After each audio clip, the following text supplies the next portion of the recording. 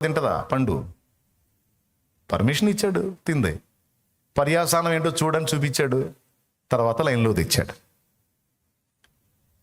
కాబట్టి దేవుని సెలవు లేకుండా, దేవునికి తెలియకుండా, దేవుని పర్మిషన్ లేకుండా మన జీవితంలో ఏ పరిస్థితి సంభవించలేదు, సంభవించబోదు. నేను చెప్తున్నాను, దేవుని బిడ్డవి. 29 సంవత్సరాల క్రితం ఒక స్థలం కొన్నాడు ఒక ఆయన. 29 సంవత్సరాలు కూర్చున్న వాళ్ళు కావచ్చు, లైవ్లో వీక్షించే వాళ్ళు కావచ్చు, మీకు ఈ అనుభవాలు ఉంటే దయచేసి మీ పిలుపును మీరు గుర్తుపట్టండి.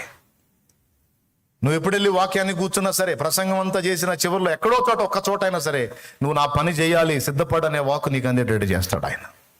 ఇవన్నీ నా అనుభవాలు.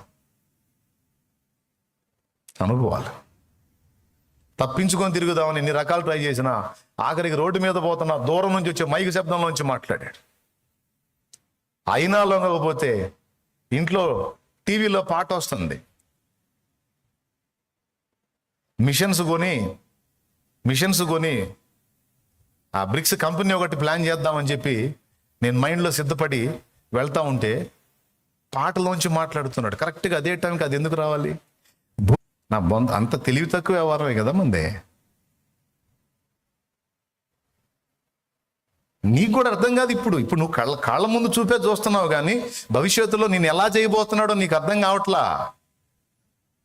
ఏ స్థితిలో ఉంచబోతున్నాడో, ఏ మెట్లో నిన్ను కూర్చోబెట్టబోతున్నాడో, ఎలాంటి అనుభవాల్లో నేను తీసుకెళ్ళబోతున్నాడో ఇక్కడ ఏం చేయబోతున్నాడు అర్థం కాదు. అక్కడ ఏ స్థితిలో ఉంచబోతున్నాడో అర్థం కాదు. మనకి 2 ప్లేస్లు ఉన్నాయి, ఇక్కడ ఉంది, అక్కడ కూడా ఉంది. నాకు తెలియచావులు ఆనాడు మొరాయించా, అడ్డు తగిలా. మహానుభావుడు ఇసుకించుకోకుండా వెంటబడి లాక్కొచ్చాడు. ఒక పట్టాన్ని లోపడకపోతే ముఖం పగిలే అనుభవం అప్పుడు తీసుకొచ్చాడు. మామూలు లొంగల మనం లాభం గోపులోకి వచ్చేటట్టు చేసి అప్పటిదాకా సమృద్ధికి వస్తున్నాయి, జస్ట్ ఒక్క నెలలోనే బంపర్ స్ట్రోక్ తగిలింది. ఇంక సంపాదించరా పోయాను, ఇంకేం సంపాదించేది, మొహం బయలుందని ఇంక రా ఉన్నాడు. మరి మామూలుగా విన్నాగా మనం అంత ఆదాం బ్లడ్గా అది. చివరికి దేవుడు మహానుభావుడు తీసుకొచ్చి ఆయన పని జరిగిస్తాడు. నీకు చెప్తున్నా, దేవుని ప్రణాళిక నీ మీద ఉంటే, దేవుని ఏర్పాట్లు నువ్వు ఉంటే, మిగిలిన వాళ్ళందరికీ డోర్స్ ఓపెన్ అవుతాయి, నువ్వు పోయేసరికి క్లోజ్ అయిపోయింది. మిగిలిన వాళ్ళందరికీ నువ్వు ఎన్నుకున్న పనే మిగిలిన వాళ్ళందరికీ లాభసాటిగా ఉంటుంది, నీకు మాత్రం దరిద్రం ఎదురవుతుంటుంది.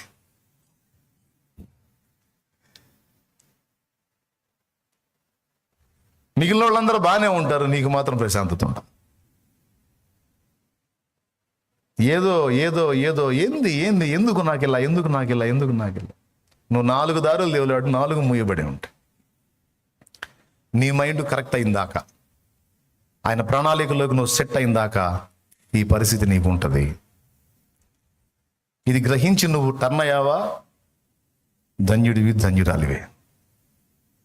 ఇక నీ ద్వారా ఏం చేయాలనుకున్నాడు అది చేస్తాడు. బైబిల్ మొత్తం మీరు అబ్జర్వ్ చేయండి, కావాలంటే చదవండి. యోనా నినివే పో అన్నాడు, ఎటు పోయాడు?